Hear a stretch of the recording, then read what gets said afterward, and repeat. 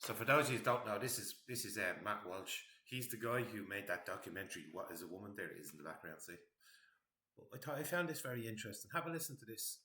It's the reply by Politico that I really want to talk about. But have a listen to this. One way or another. Watch.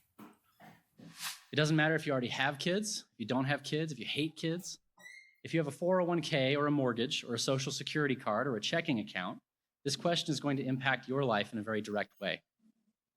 The entire global financial system, the value of your money and almost every asset you might buy with money, is defined by leverage, which means its value is dependent on growth.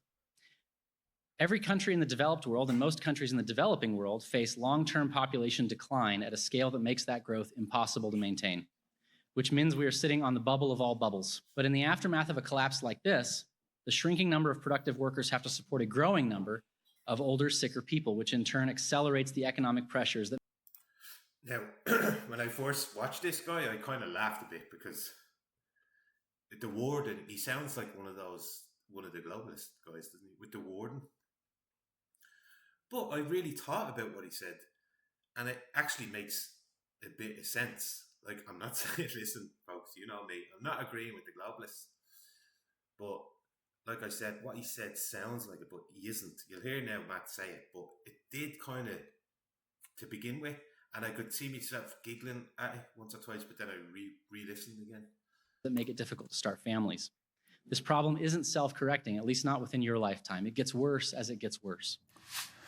Now, whether you agree with him or not, and of course everything he said there is correct, so there's nothing to disagree with, but one of the first things you notice one way or another... That's what it was. It was because he didn't say anything wrong. Once you listen to it properly, he didn't say anything wrong. That's what it was. But listen to the reply that Politico wrote about that.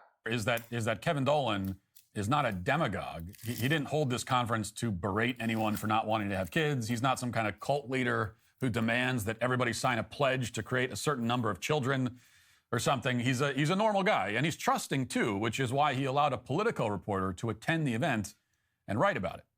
And how did that turn out? Well, predictably, Politico published a hit piece a couple days ago that's so bizarre and so totally disconnected from the event that it verges on self-parody. Here's how Politico wrote about the conference on Twitter. Here's the tweet. Quote, "The far right is so obsessed with making babies, they just held a whole conference about it."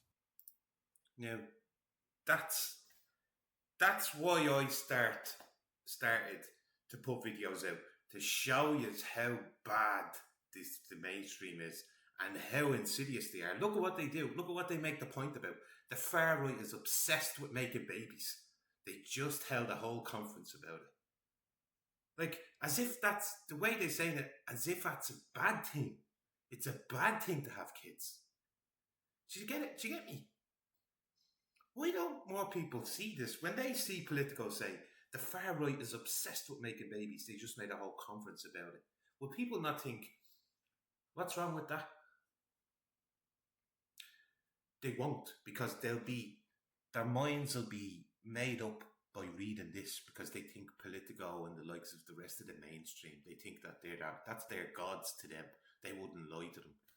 So by them saying the far right is obsessed with making babies, they just made a whole conference about it.